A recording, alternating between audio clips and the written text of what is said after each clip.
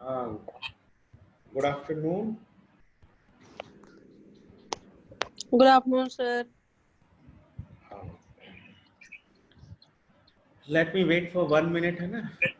Yes, sir. जी, लोग join हो जाएं जरा.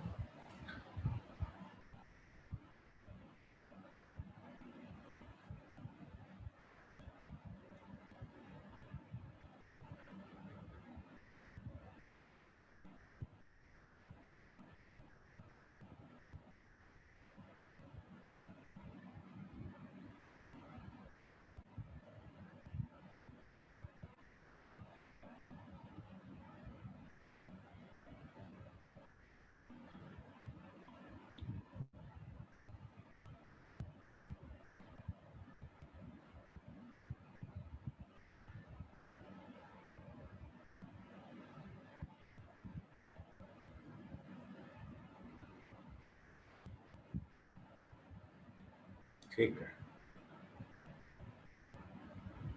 ओके. 5 पार्टिसिपेंट्स हो गए. ठीक है. तो चलिए. In the previous class, we have done numerical numerical on the linear element, in which we have found the displacement and shape functions for the point P. Okay. And then after that we have find the same for the point Q. This is a practice question. So then we have gone for the problem 2. The problem 2 is having 3 nodes, and we have found the values for the node number R. Sir good afternoon. Good afternoon. Sir यही वाले जो paper है ना, ये जो आपने लिखे हुए हैं सर, यही सेंड कर दीजिएगा. हाँ, ये भी सेंड कर दूंगा, है ना? बिल्कुल. हाँ, सब स्टार्टिंग से सेकंड मॉड्यूल का सर बड़ी दिक्कत है. कभी कुछ दिक्कत है हम लोगों को, कभी कुछ दिक्कत है. ये ऑलरेडी ना मैं आपको भेज चुका हूँ. केवल पहले जितना भी हाथ से लिखा हुआ है वो सब आपको भेजा जा चुका है, लेकिन आपने अपनी वाली ईमेल आईडी खोली नहीं है. अच्छा, इसलिए आप ऐसा कह रहे हैं. आप उसको एक बार खोल के देखिए. आपके पास वो अंदर भेजा हुआ है मैंने पहले ही. अमन वगैरह को पूछिए, ये खोल के देखते रहते हैं तो इन्हें मिल गया होगा. ठीक है. वैसे मैं ना अपनी फिर भी ना मिले तो मुझे बताना. मैं ठीक. आप जो ईमेल आईडी मुझे दोगे फिर मैं उसका भेज दूंगा आपकी faculty. Okay sir. Okay thank you. तो ये एलिमेंट है जिसमें it is not a cubic, it is quadratic element. तो पॉइंट आर के लिए हमने ये प्रॉब्लम 2 करी है पिछली. तो ये आप देख के समझ लेना. अब मैं रिवीजन बहुत ज्यादा नहीं करूंगा इसमें. ठीक है. अब ये स्ट्रेन के बारे में थोड़ा सा बता दें आपको यहाँ पर कि एप्सिलॉन हमारी स्ट्रेन है. तो ड्यू बाई डी एक्स. तो ड्यू बाई डी एक्स को हम लिख सकते हैं due by D zeta into d zeta by d x. अब यू हमारा क्या होता है? डिस्प्लेसमेंट. हाँ, डिस्प्लेसमेंट होता है. तो उसको हमने इस तरह से लिखा है. मैं जरा सा पहले एक ब्लैक बोर्ड शेयर करता हूँ आपको. व्हाइट बोर्ड में आप देखेंगे कि फाइनली मैं अभी 1 डायमेंशनल की बात कर रहा हूँ. ठीक है. 1 डायमेंशनल में 2 डायमेंशनल की बात करूंगा. में आपका ड्यू बाई डी एक्स होती है स्ट्रेन. क्या होती है? ड्यू बाई डी एक्स होती है. ठीक है. अब मुझे बताइए, ये तो 1 डायमेंशनल की बात हो गई. अब 2 डायमेंशनल में एप्सिलॉन क्या होगी? 2 डायमेंशनल के केस में 1 डायमेंशनल में तो डिस्प्लेसमेंट केवल u होता है ना? लेकिन 2 डायमेंशनल के केस में डिस्प्लेसमेंट u भी होता है, डिस्प्लेसमेंट v भी होता है. ठीक है. 1 डायमेंशनल के केस में एक ही डायरेक्शन होती है, x डायरेक्शन, या यूं कहें एक नेचुरल डायरेक्शन होती है जीटा. तो 1 डायमेंशनल में एक ही डायरेक्शन होती है. यदि नेचुरल के फॉर्म कोऑर्डिनेट्स में देखें तो जीटा डायरेक्शन होती है, और एक्स कार्टेशियन कोऑर्डिनेट्स में देखें तो एक्स डायरेक्शन होती है, और एक ही डिस्प्लेसमेंट होता है. तो हमारे केस में जो स्ट्रेन है वो ये होती है. लेकिन इस वाले केस में डबल डायमेंशन वाले में डिस्प्लेसमेंट 2 हो जाते हैं, u, v, और ये तो डिस्प्लेसमेंट हो गए. इसके अलावा जो डायरेक्शन है, तो आप डायरेक्शन देखेंगे तो एक डायरेक्शन x होती है, एक डायरेक्शन y होती है नेचुरल कोऑर्डिनेट्स के फॉर्म में. और जीटा ईटा के फॉर्म में देखें तो एक डायरेक्शन जीटा होती है, तो दूसरी डायरेक्शन एक ईटा हो जाती है. 2 डायरेक्शन हो जाती है. तो एप्सिलॉन क्या होगा यहाँ पर? तो epsilon due by d x है सिंपली. अब यहाँ पे जो एप्सिलॉन होगा वो होगा, एक तो उसमें टर्म आएगा ड्यू बाई डी एक्स, एक टर्म आएगा ड्यू बाई डी वाई, एक टर्म आएगा del we by del x, एक आएगा del we by del Y. तो काफी सारे टर्म्स उसमें आ जाते हैं मल्टी मल्टी डिस्प्लेसमेंट्स और मल्टी डायरेक्शन की वजह से। तो टू डायमेंशनल के केस में एक टर्म तो आता है del you by del x, del you by del x, एक टर्म तो ये आता है, ठीक है। एक टर्म आता है del we by del y, del we by del Y. तो ये तो हो जाती है स्ट्रेन इन एक्स डायरेक्शन और ये हो जाती है स्ट्रेन इन वाई डायरेक्शन। यहाँ पे तो डायरेक्शन ही एक होती है, तो यहाँ तो स्ट्रेन इन एक्स डायरेक्शन, तो दैट्स ऑल। यहाँ दो डायरेक्शन होती है, तो strain in x direction, strain in y direction. और यहाँ पर एक चीज और आ जाती है, जैसे del you by del X था, तो हमारे पास del you by del Y भी तो होगा, del you by del Y भी होगा। इसी तरह से हमारे पास del we by del X भी होगा, तो del we by del X भी होगा। इन दोनों को यदि हम जोड़ दें तो ये तीसरा टर्म बनता है, इसको कहते हैं हम शियर स्ट्रेन।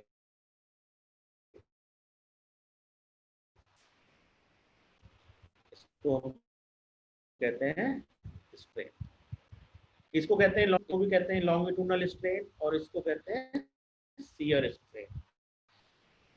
तो देखिए वन डायमेंशन है, उसमें तो केवल एक ही स्ट्रेन होती है, यहाँ पे मल्टी स्ट्रेन है, del you by del x होती है, del you by del y होती है, del you by del y plus del you by del x की होती है। तो यदि प्रॉब्लम में हमसे स्ट्रेन निकालने को कहा जाए टू डायमेंशनल प्रॉब्लम में, तो हमको ये तीन पार्ट निकालने हैं। This is part number 1, part number 2, part number 3। और इन तीनों पार्टों को मिलाकर यदि मैं लिखना चाहूँ तो मैं उसको वेक्टर फॉर्म में ऐसे लिखूंगा। पहला पार्ट होगा del you by del x, दूसरा पार्ट होगा del we by del y, तीसरा पार्ट होगा del you by del y plus del v by del x. This is the vector for the strain. ठीक है, two dimensional problem में इस तरह से स्ट्रेन कैलकुलेट होती है, राइट। तो अब मैं फिलहाल इसको बंद करता हूँ और मैं वापस अपनी फाइल पे चल रहा हूँ। Let I am clearing this drawing and I am going to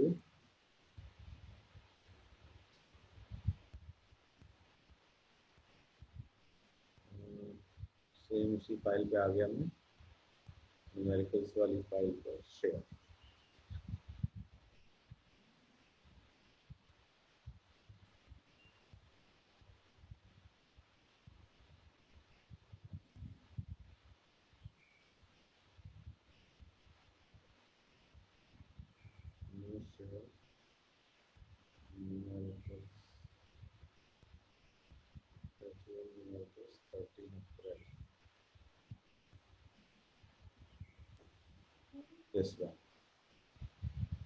ये फाइल हमारी आ गई। तो अब इसमें देखिए, ये जो हमने प्रॉब्लम की है, ये प्रॉब्लम कैसी है? This is a one dimensional problem. तो वन डायमेंशनल प्रॉब्लम में स्ट्रेन कैसे निकलेगी? Simply epsilon equal to du by dx, epsilon equal to du by dx। Du by dx को I can write du by D zeta into d zeta by dx लिख सकता हूँ। अब u क्या होता है? n1 u1 plus n2 u2 plus n3 u3, और उसका डेरिवेटिव है, तो n1 का डेरिवेटिव, n2 का डेरिवेटिव, n3 का derivative multiplied by u1 u2 u3। Displacement से मल्टीप्लाई सर कर देंगे इसको। हाँ, इसको अच्छे से बोर्ड से देखिए आप, तो अच्छे से समझ जाएंगे इसे। कुछ भी नहीं है, हर स्टेप बड़ा आसान है। देखिए एप्सिलॉन क्या है? ड्यू बाई dx है, ड्यू बाई dx है। dx अब इसको मैंने लिख दिया ड्यू बाई डी जीटा, ठीक है। तो इनटू क्या हो गया? डी जीटा बाई dx हो गया, ऐसे करता हूँ। अब u क्या होता है? n1 u1 plus n2 u2 plus n3 u3, है ना। यदि क्यूबिक एलिमेंट है, क्वाड्रेटिक है, तो n3 u3 तक आएगा। है ना। और ये देखो क्यूबिक एलिमेंट है तो n4 u4 तक आएगा। तो अभी क्वाड्रेटिक मान के चलते हैं, प्रॉब्लम क्वाड्रेटिक की है इसलिए क्वाड्रेटिक लेके चलिए। U4 तक आ जाएगा। अब तो उसमें u4 आ जाएगा। अब मुझे देखा, मुझे चाहिए ड्यू बाई डी जीटा, तो u इतना है तो इसका डेरिवेटिव करना है, तो ये हो जाएगा due by D zeta. Derivative किया तो n1 का भी डेरिवेटिव हो जाएगा, dn1 बाई डी जीटा हो जाएगा, इंटू u1, है ना, इंटू u1। अब u1 को मैं उधर वेक्टर में ले लूंगा मल्टीप्लाई के फॉर्म में, plus dn2 by D zeta, इसका भी डेरिवेटिव हो गया। u2 को अलग ले लूंगा, plus dn3 by D zeta, dn3 by D zeta. अब इसमें ये मैंने एक मैट्रिक्स बना दिया और इस मैट्रिक्स में एक वेक्टर से मल्टीप्लाई कर दिया, u1 u2 u3 column vector से। तो देखो वही चीज नहीं आ गई, n1 का derivative multiplied by u1, n2 का डेरिवेटिव मल्टीप्लाइड बाई u2 और n3 का डेरिवेटिव मल्टीप्लाइड बाई u। तो ड्यू बाई डी जीटा को ये लिखा जा सकता है dn1 by D zeta and u1 u2 u3, यही लिखा है ना। और D zeta by d x की वैल्यू क्या होती है, 2/l होती है, ये तो हमने पहले भी पढ़ा है। D zeta by d x क्या होता है, 2/l होता है, ठीक है। अब D zeta by d x 2/l कैसे होता है वो मैं पहले बता चुका हूँ, एक बार और बता देता हूँ। एक बार और बताने के लिए मैं ये कहता हूँ, देखिए एक्स कोऑर्डिनेट्स जो होते हैं वो इस तरह से रिलेट होते हैं, X C plus L by two zeta. तो D X by D zeta क्या हो जाएगा, एक्स का तो 0 हो गया, एल बाई टू कॉमन आ गया और जीटा का डेरिवेटिव 1 हो गया। तो D X by D zeta क्या होता है, एल बाई टू। अब इसको रिवर्स कर दें तो D zeta by d x क्या हो जाएगा, D zeta by d x हो जाएगा 2/l हो जाएगा। तो D zeta by d x 2/l होता है। तो अब हम वापस उसी फाइल पे चलें तो it will be more clear.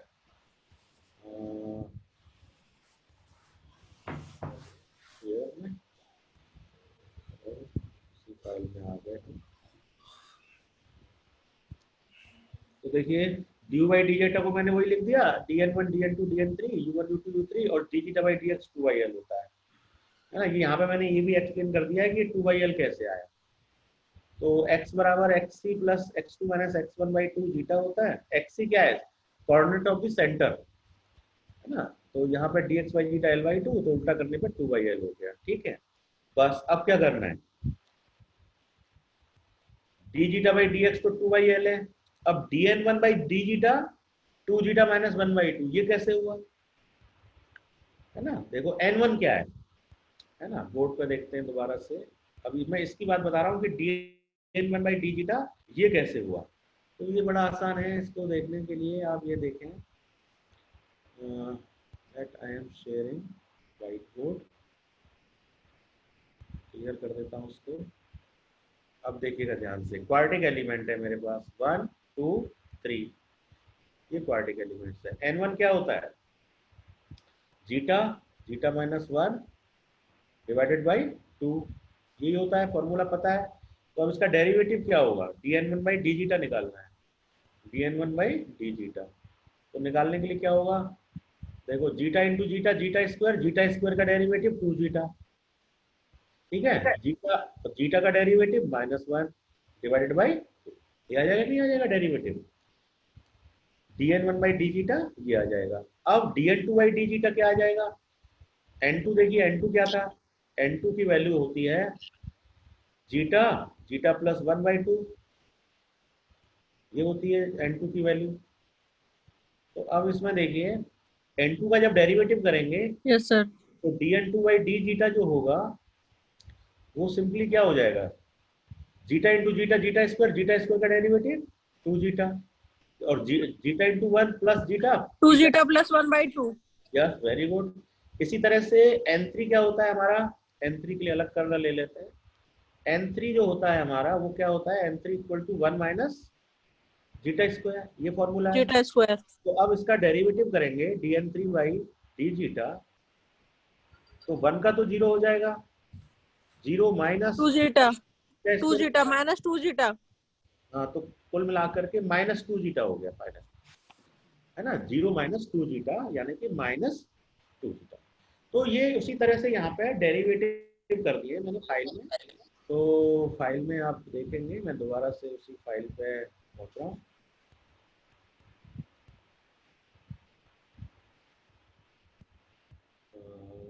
उसी फाइल पर हमें शेयर, ठीक है, फाइल शेयर हो गई, आपको ये दिख रहा है। तो देखिए dn1 बाई डी जीटा मैंने 2 जीटा माइनस 1 बाई 2 कर दिया, और dn2 by D zeta 2 zeta plus 1 by 2 कर दिया, और dn3 by D zeta minus, ये बस डेरिवेटिव है। और u1 u2 u3 है ही है 2 by L, 2 by L repeat क्यों होगा, एक बार ही 2 बाई एल आएगा, ये गलत है, एक ही जगह 2 बाई एल आएगा, है ना, ये शुरू में भी लिख दिया है, बाद में भी लिख दिया है, किसी एक जगह आएगा, है ना, क्योंकि D zeta by d x जो है वो 2 बाई एल है। आगे की लाइन में ये सही हो गया होगा, यस। तो 2 बाई एल, अब एल की वैल्यू 250 हमने पुट कर दी है। अब 250 कैसे पता लगा, एल यहाँ से पता लगा 250, क्वेश्चन ये था, ये देखिए x1 250 था, x2 500 था, तो इसकी लेंथ कितनी हुई टोटल, लाइन की लेंथ कितनी है 500 माइनस 250, तो एल की वैल्यू 250 है, तो एल हमने यहाँ पे 250 रख दिया। जीटा की वैल्यू पुट कर दी हमने, जीटा हम कैलकुलेट कर चुके थे, पिछली क्लास में हमने जीटा कैलकुलेट किया है, तो जीटा हमारा आया था -0.4, ये देखिए -0.4 आया था, तो ये हमने -0.4 पुट किया, तो जीटा की जगह -0.4 पुट करने से ये मिला, यहाँ पे पुट किया तो ये मिला, यहाँ पुट किया तो ये मिला, और फिर इसको हमने u1 u2 u3 क्वेश्चन में दे रखे थे, ये देखिए क्वेश्चन देखिए दोबारा से, u1 u2 u3 ये क्वेश्चन में दे रखे हैं, u1 इतना है 0.15, u2 -0.15, u3, तो बस हमने इसको पुट कर दिया, पुट करके सॉल्व कर दिया, मल्टीप्लाई कर दिए मैट्रिक्स, है ना, तो 2, ये 2 से ये 2 कट गया, 2 का मल्टीप्लाई अंदर कर दिया, 1.6 हो गया, अब इसको मल्टीप्लाई किया तो -1.8 इंटू 0.15 प्लस 0.2 इंटू -0.15 और 1.6 इंटू 0, इसलिए मैंने उसे लिखा नहीं है, 1.6 इंटू 0 वो 0 ही हो जाएगा।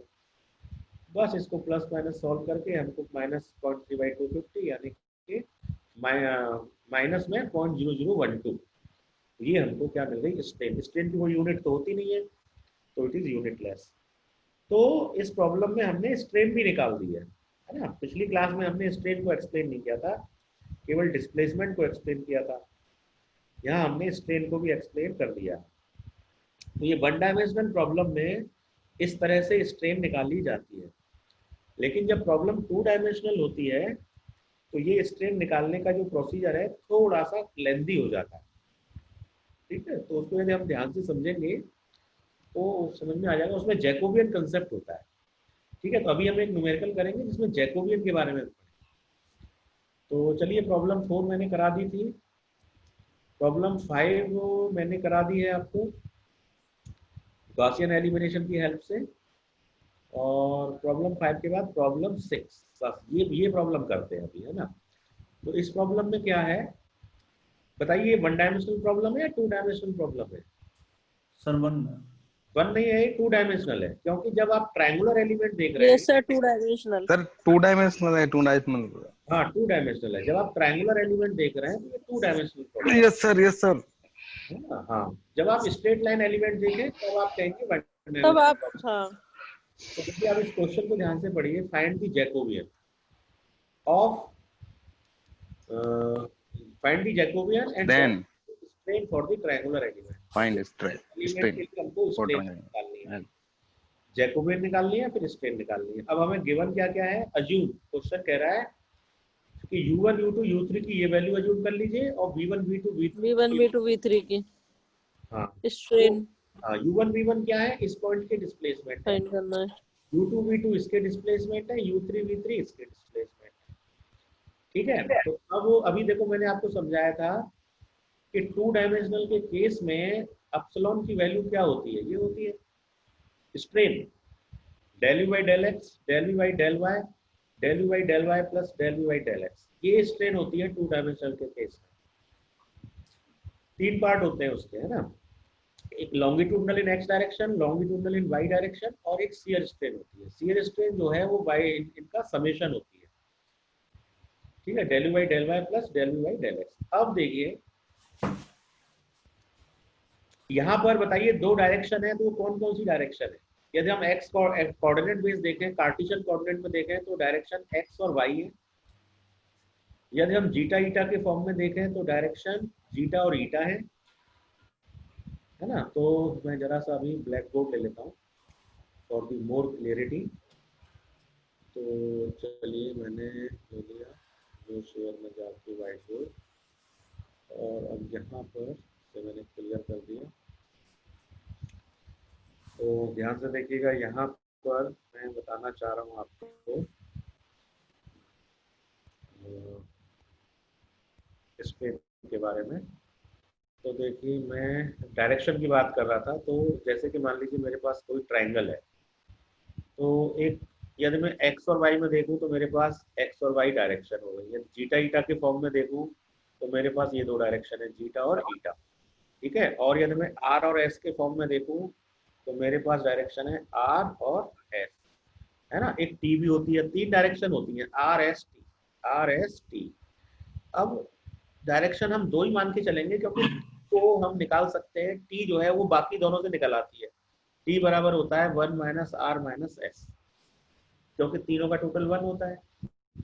तो तीसरी डायरेक्शन जो होती है वो 1 माइनस आर माइनस एस करके निकल जाती है। तो हम बेसिकली जब भी काम करेंगे इस ट्रेन का तो वो आर और एस को लेके करेंगे या जीटा ईटा को लेके करेंगे, है ना। जीटा और ईटा और आर और एस एक ही बात है। यदि मुझे जीटा और ईटा में तीसरी डायरेक्शन चाहिए तो उस डायरेक्शन का नाम हो जाएगा 1 माइनस जीटा माइनस ईटा, क्योंकि तीनों का टोटल 1 होता है।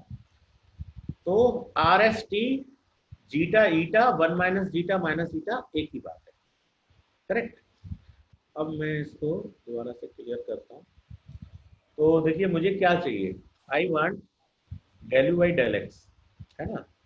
तो अब मुझे del you by del x में कैसे निकालूंगा, del you by del zeta को मैं लिख सकता हूँ del you by del zeta can be written as del you by del x into del x by del zeta, है ना। जीटा के फॉर्म में चल रहा हूँ तो जीटा आएगा, और यदि मैं आर के फॉर्म में चलूंगा तो आर आएगा, है ना। तो del you by del r करूंगा तो यहाँ del you by del x into del x by del r आएगा, है ना। तो चलिए मैं आर और एस से ही आपको बताता हूँ। तो आई एम क्लियरिंग दिस, ये सब मैंने क्लियर कर दिया। मैं आर और एस के फॉर्म में लिखूंगा तो मैं लिख रहा हूँ del you by del r बराबर होगा del you by del x into del x by del r plus del you by del y into del y divided by del s, del Y by r, ठीक है। तो देखो चूंकि ये partial derivative है तो अब यहाँ पे पार्शियल डिफरेंशिएशन जो होगा वो एक तो x के रेस्पेक्ट में चेंज किया और एक बार y के रेस्पेक्ट में चेंज किया। तो पहले del you by del x by del x del are और del you by del Y by del R. This is my equation number 1, ये लिखी जा सकती है। सिमिलरली दूसरी इक्वेशन लिखने के लिए देखिएगा del you by del s उसको भी ऐसे ही लिखा जा सकता है del you by del x by del s plus del you by del y into del Y by del s. थोड़ा सा मैथमेटिक्स है, हल्का सा ध्यान से देखिए, कुछ ज्यादा नहीं कर रहा हूँ, बहुत इजीली समझा रहा हूँ। u का derivation with respect to r करना है तो एक बार x के साथ एक बार y के साथ, दोनों को टोटल। s के रेस्पेक्ट में करना है तो एक बार x के साथ एक बार y के साथ, दोनों का टोटल। ये समझ में आ गया इक्वेशन। इसी इक्वेशन को मैंने फाइल में भी लिखा है, तो आप इसी इक्वेशन को आप फाइल में देखिए जरा। मैं आपको फाइल पे ले चलता हूँ, फाइल और शेयर कर देता हूँ इसको, वो शेयर करना पड़ेगा। तो ये मैंने फाइल पे ले गया। तो फाइल पे देखिए मैंने ये इक्वेशन लिखी है, अभी बोर्ड पे जो लिख के दिखाई है मैंने वही लिखी है। Del you by del r जो है वो ये होगा और del you by del s जो है ये होगा। अब इन दोनों इक्वेशन को ध्यान से देखिएगा, इन दोनों इक्वेशन को यदि मैट्रिक्स के फॉर्म में लिखना हो तो इन मैट्रिक्स फॉर्म इनको ऐसे लिख सकते हैं del you by del are del you by del S equal to, यहाँ पे मैंने क्या किया है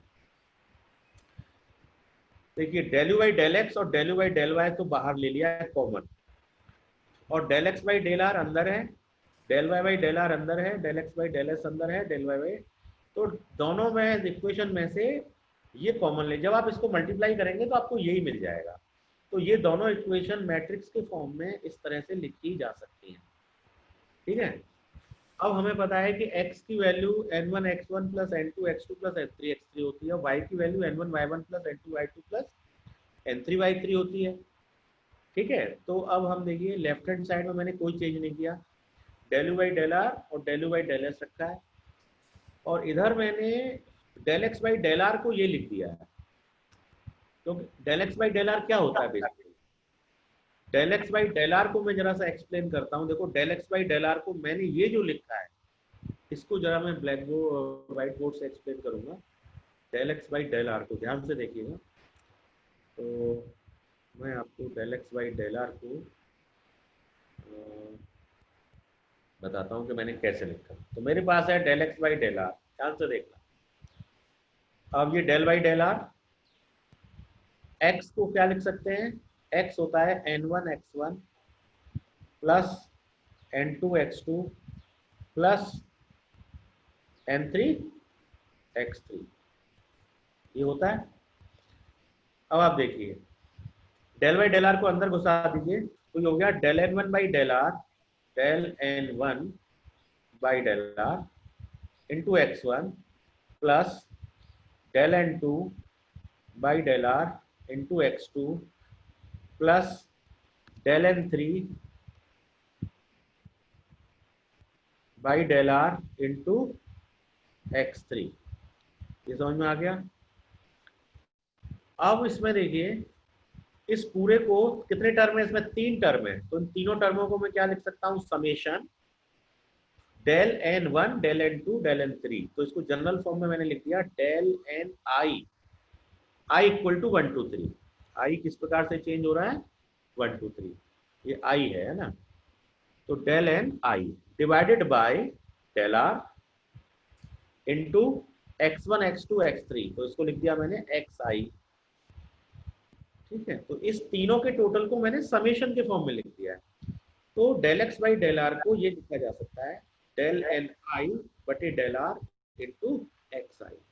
ये समझ में आया आपको, यस और नो?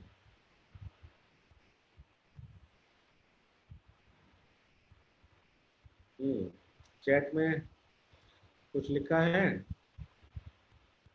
चैट चैट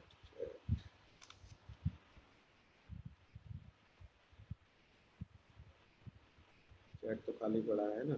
तो एक बार फिर से देख लीजिए, del x by del are को मैंने del by del r, x की value n1 x1 n2 x2 n3 x3 होती है, डेल बाई डेल आर को अंदर इंसर्ट किया तो del n1 by del r x1, del n2 by del r x2 और del n3 by del r x3 आ गया। फिर इसको समेशन के फॉर्म में लिख दिया।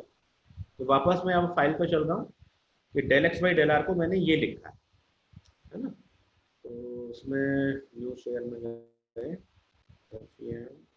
यस।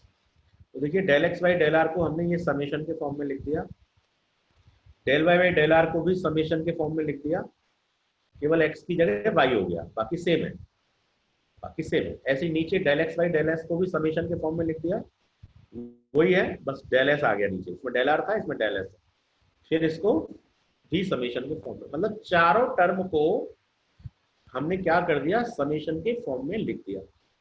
ऐसा लिखना इसलिए आसान है क्योंकि न्यूमेरिकल में इन चीजों को निकालना इजी होगा। तो अब आप देखिए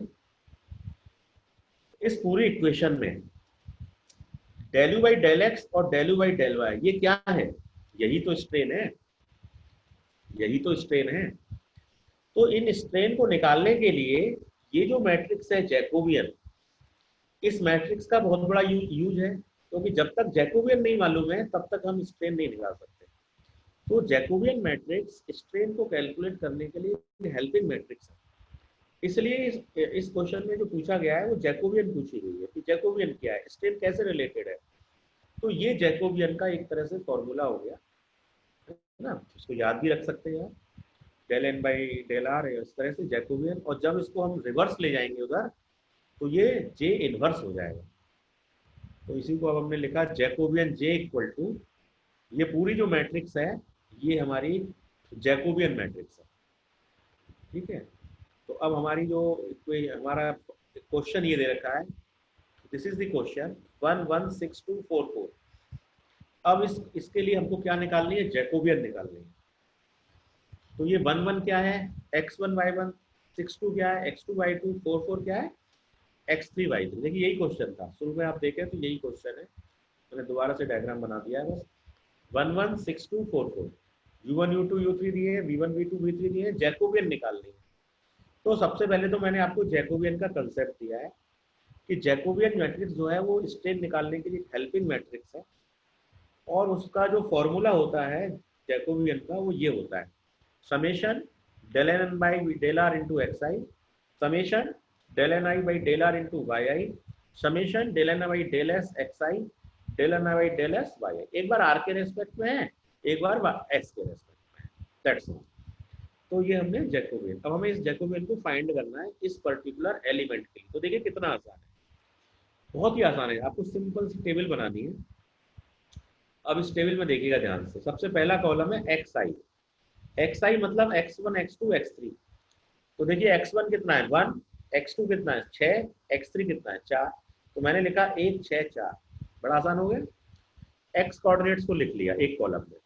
उसके बाद yi y1 y2 y3, y1 कितना है 1, y2 कितना है 2, y3 कितना है 4।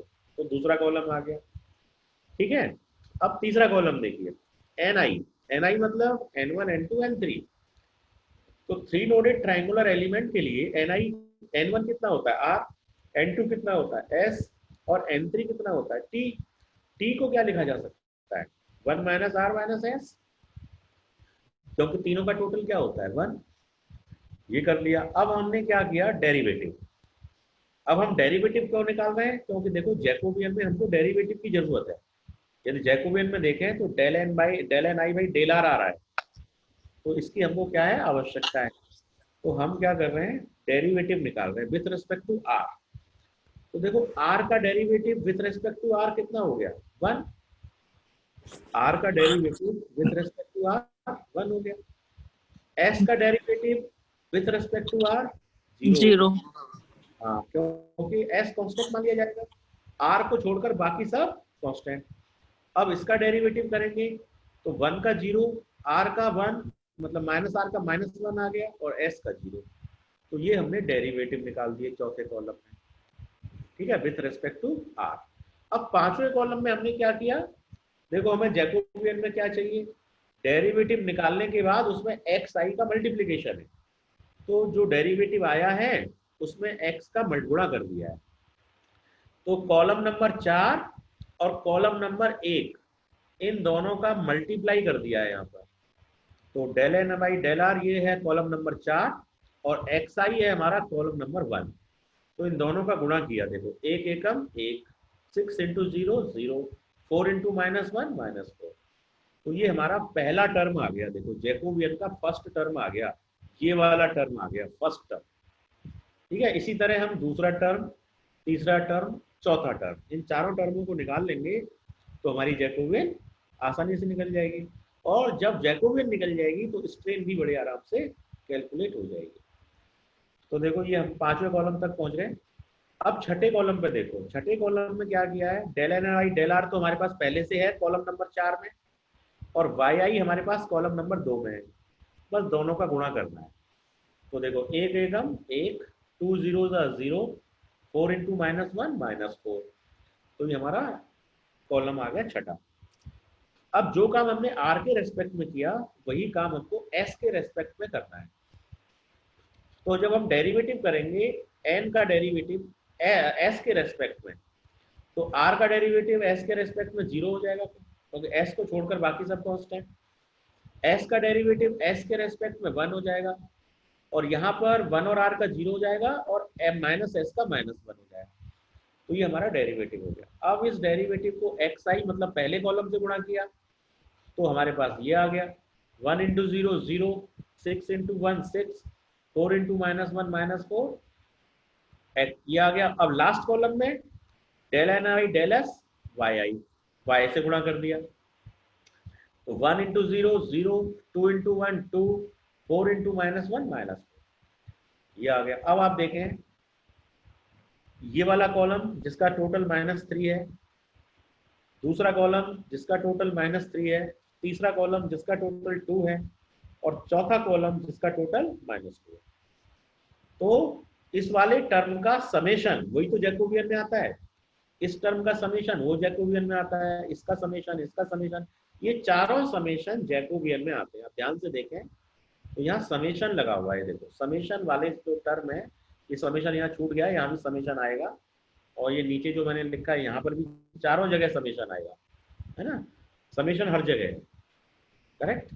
तो ये जो समेशन वाला टर्म आए हैं हमारे पास, यही हम मैट्रिक्स के फॉर्म में रख देंगे। तो देखिए हमने मैट्रिक्स के फॉर्म में रख दिया, -3 -3 2 -2, ये आर के रेस्पेक्ट में, ये एस के रेस्पेक्ट में। तो ये हमारी जैकोबियन हो गई। तो हमें क्वेश्चन में क्या पूछा गया था कि फाइंड दी जैकोबियन। जैकोबियन निकालना कितना आसान है, एक टेबल बनानी है और मैट्रिक्स के चारों टर्म मिल जाएंगे और ये आपकी जैकोबियन आ गई। -3 -3 2 -2। बताइए जैकोबियन आपको समझ में आया या नहीं आया?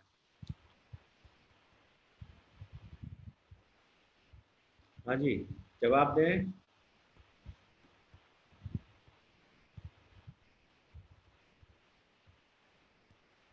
आप लोग जवाब नहीं देते हैं।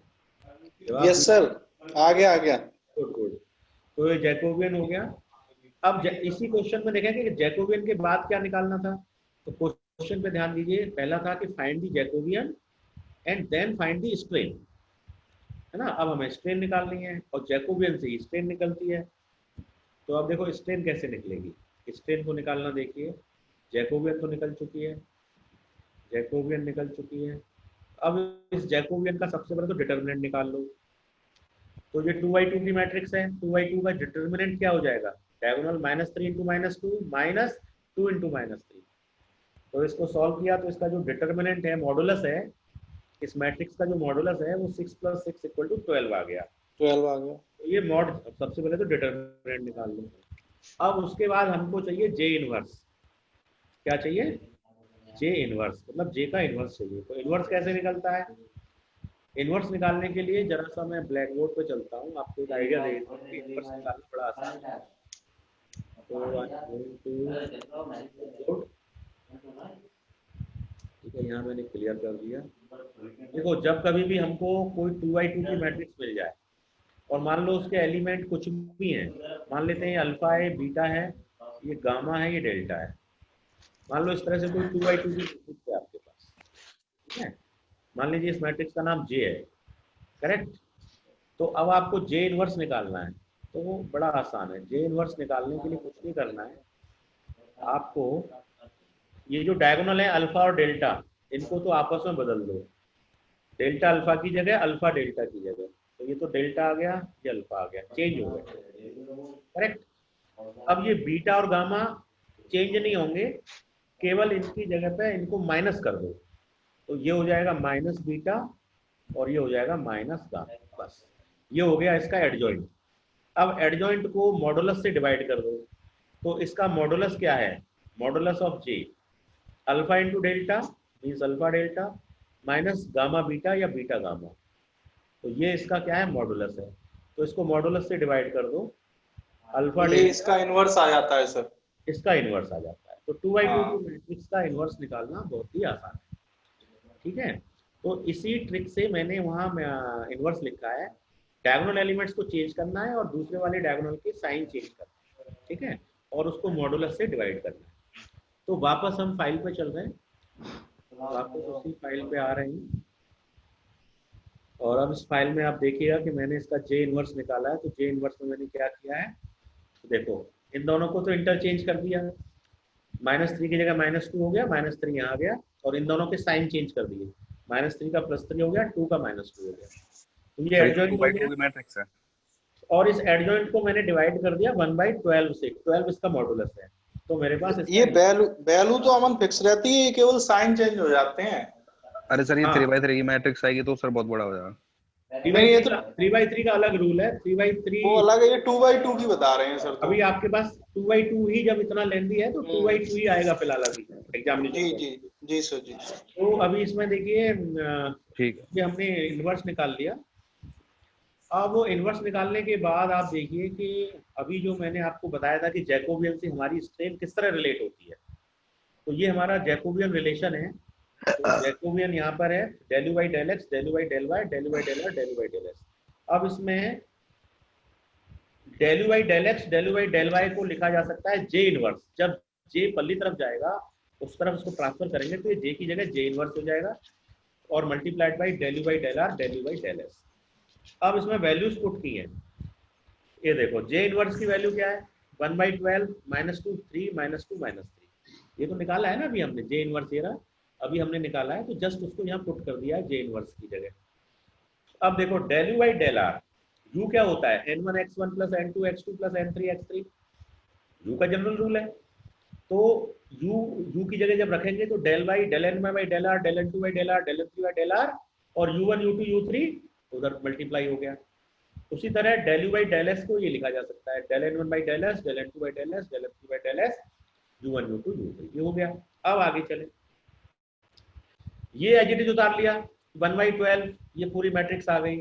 अब इसको देखो del n1 by del are, del n2 by del are, del n3 by del r, ये हमारी टेबल में अवेलेबल है। ये रहा, हमने जो टेबल बनाई थी अभी उसी टेबल में है। देखो ये रहा del n i by del r, तो ये del n1 by del are 1 है, del n2 by del are 0 है, del n3 by del are -1 है। तो 1 0 -1 ये हमने टेबल से उठा लिया, तो ये हमने यहाँ लिख दिया 1 0 -1। ऐसे ही नीचे s के रेस्पेक्ट में है, तो s के रेस्पेक्ट वाला भी वो भी टेबल में है, del n by del s 0 1 -1, तो ये भी हमने टेबल से उठा लिया। तो ये हमारा हो गया 0 1 -1, 0 1 -1।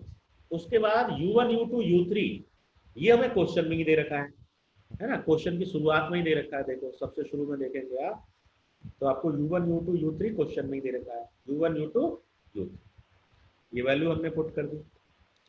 अब जब वैल्यूज पुट कर दी हमने तो अब सब कुछ न्यूमेरिकल फॉर्म में आ गया, तो पूरा न्यूमेरिकल फॉर्म में आ गया। अब इसको हमने मल्टीप्लाई करके सॉल्व किया, तो 1 इंटू इतना प्लस 0 इंटू इतना प्लस -1 इंटू इतना सॉल्व किया तो 0.001 आ गया। ऐसे ही नीचे वाला सॉल्व किया, 0 इंटू इतना 1 इंटू इतना दिस इंटू दिस ना, तो इतना आ गया। फिर ये अब दो मैट्रिक्स हो गए, अब फिर गुणा कर दिया, -2 इंटू इतना प्लस 3 इंटू इतना ये आ गया, -2 इंटू इतना -3 इंटू इतना ये आ गया। 12 का भाग लग रहा है, 12 का भाग लग के फाइनली ये आ गया। तो ये जो आंसर आया ये हमें दो स्ट्रेन मिल गई, एक तो मिल गई del you by del x और एक मिल गई del you by del y. ठीक है, दो मिल गई। तो अभी आपने u और u की value with respect to x and y निकाली है ना, u की value with respect to x y. तो अब v की value del v by del x और del v by del y रह गया है, तो अभी हमने del u by del x और del u by del y निकाल दिया। Similarly del v by del x और del v by del y वो भी इसी तरह निकलेगा, बिल्कुल सेम लॉजिक है, J inverse Jacobian inverse del v by del are, del v by del s, बस u की जगह v हो गया है ना, यही प्रोसीजर रहेगा। u की जगह पे v हो गया, मतलब यहाँ पे u1 u2 u3 आ रहा था, तो अब यहाँ पे v1 v2 v3 आएगा बस। तो देखिए ये वही किया, जैकोबियन की वैल्यू पुट कर दी, del v by del r है ना, वही सब v1 v2 v3 आ गया, बाकी वही है ना, मल्टीप्लाई करके सॉल्व किया, सॉल्व करने पे ये आंसर आ गया। तो दो स्ट्रेन ही हो गई, कुल मिला के कितनी स्ट्रेन हो गई, 4। ठीक है, अब इन चारों से del you by del x ये कौन से वाले में है, पहले वाले में है। ये देखो del you by del x कहाँ पर है, पहले वाले में, ये रहा del you by del x. तो इसकी वैल्यू कितनी है, -4.17 इंटू 10 पावर -5। ठीक है, और del we by del y कौन से में है, दूसरे वाले में है, तो बस उनको अरेंज कर दिया है। तो del you by del x की वैल्यू उठा ली है, del we by del y की उठा ली है, और जो बाकी जो दो बची उन दोनों को प्लस कर दिया है, तो वो शियर स्ट्रेन हो गई। तो कुल मिलाकर फाइनली ये आंसर हो गया। तो ये हमारी स्ट्रेन निकल गई, strain in x direction, strain in y direction, and this is tau x y है ना। शियर स्ट्रेन जो होती है वो टाउ एक्स वाई होती है, जो कि समेशन होती है del we by del y plus del you by del y plus del we by del x का। तो इस तरह से ये स्ट्रेन निकल गई। तो इस क्वेश्चन में हमने क्या सीखा है, how to find the Jacobian and how to find the strain with respect to Jacobian. और जब स्ट्रेन पता लग जाती है तो फिर तो मॉडुलस ऑफ इलास्टिसिटी से मल्टीप्लाई कर दो तो स्ट्रेस आ जाता है। तो stress is not so important, important क्या है, स्ट्रेन निकालना, है ना। तो ट्रायंगुलर एलिमेंट में स्ट्रेन ऐसे निकाली जाती है। This is very important question. अब मुझे बताएं कि क्या इसमें कोई डाउट है आपकी इस क्वेश्चन में। आपको हाथ से प्रैक्टिस करनी होगी। एक बार ये मल्टीप्लिकेशन बता दीजिए कौन सा वाला मल्टीप्लिकेशन? ये जो टेबल बना हुआ है क्या है ये? टेबल में जो लास्ट में बाई की वैल्यू है ना सर, एक बार वो कंफ्यूज हो रही है। एक बार टेबल फिर से बता दीजिए, नीचे नीचे ये है टेबल। टेबल में कौन सी वैल्यू?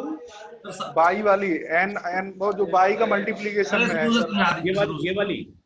हाँ। देखो दो चीजों का मल्टीप्लिकेशन है, एक तो del n i by del r, ठीक है। तो del n i by del r का कॉलम कौन सा है? कॉलम नंबर 4 देखो, del n i del r मतलब ये वाला कॉलम है 1 0 -1 वाला, ठीक है। और वाई आई का कॉलम नंबर 2 है। तो कॉलम 2 और कॉलम 4 का गुणा करो, 1 into 1। हाँ 1 into 1 कितना आया? 1। ऐसे 2 into 0 करो तो 0 आया, और 4 into -1 करो तो -4। ठीक है। तो ये वाला जो फिगर वाई आई वाला जो फिगर है ये कॉलम 2 और कॉलम 4 का गुणा है। शिवेन जी क्लियर हो गया? जी सर। ओके। तो इस तरह से ये टेबल बनानी है आपको, प्रैक्टिस करिए इसमें, और जैकोबियन निकालिए, और जैकोबियन के बाद फिर उसका इनवर्स निकालिए, इनवर्स के बाद फिर आप जो है इनवर्स उसको फिर आप स्ट्रेन निकालिए। तो पहले यू वाली निकाल लीजिए, फिर बी वाली निकाल लीजिए। यू और बी वाली निकल जाए बस फिर उनको कंबाइंड करना है। ठीक है, अपने हाथ से कर लीजिए, फाइल में आपको भेज ही दूंगा, प्रैक्टिस करिए, है ना, तभी ये हो पाएगा। ओके। तो ये यहाँ तक हमारा हो गया। आज हमने काफी सारे न्यूमेरिकल्स किए हैं, ट्रायंगुलर एलिमेंट भी किया है, जैकोबियन का कंसेप्ट भी समझ लिया है, और लीनियर एलिमेंट भी कर लिया है। ठीक है, चलिए एक आपके पास और हम अभी क्वेश्चन रखते हैं जरा सा। मैं एक दूसरी फाइल शेयर कर रहा हूँ फिलहाल आपको, इस फाइल है ना।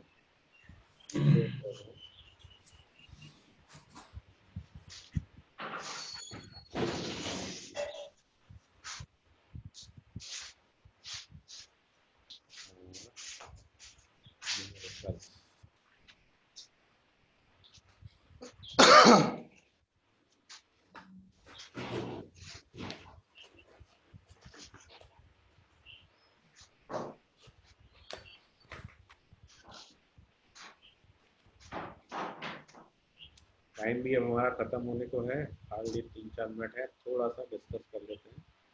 शेयर स्क्रीन में न्यूमेरिकल,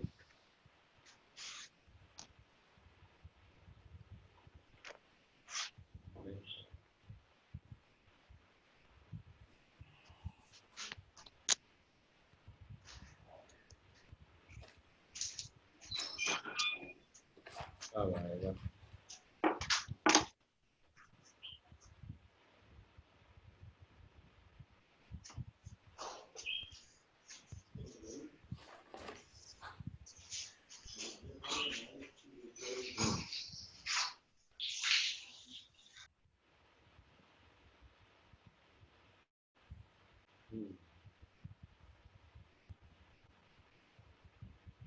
ये देखो, ये वाली फाइल भी मैंने आपको भेजी हुई है, तो इसमें आपको गासियन वाला सोल्यूशन मिल जाएगा, है ना। तो गासियन का मैंने वहाँ डायरेक्ट कर दिया है, फ्रॉम गासियन मेथड आर इतना एस इतना टी इतना, तो वो इसका यहाँ सोल्यूशन है।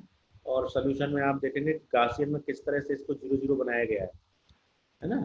सबसे पहले R1 को 1.5 से डिवाइड किया गया है 1 बनाने के लिए, R2 को 2 से डिवाइड किया गया है 1 बनाने के लिए, फिर ये R2 - R1 और R3 - R1 किया तो 0 0 हो गए, है ना। इस तरह से 3 ये डायगोनल के नीचे के तीनों 0 करने के बाद सबसे पहले T निकला है, फिर S निकला है, फिर R निकला है। तो इस फाइल की हेल्प से आप इसे देख सकते हैं, है ना।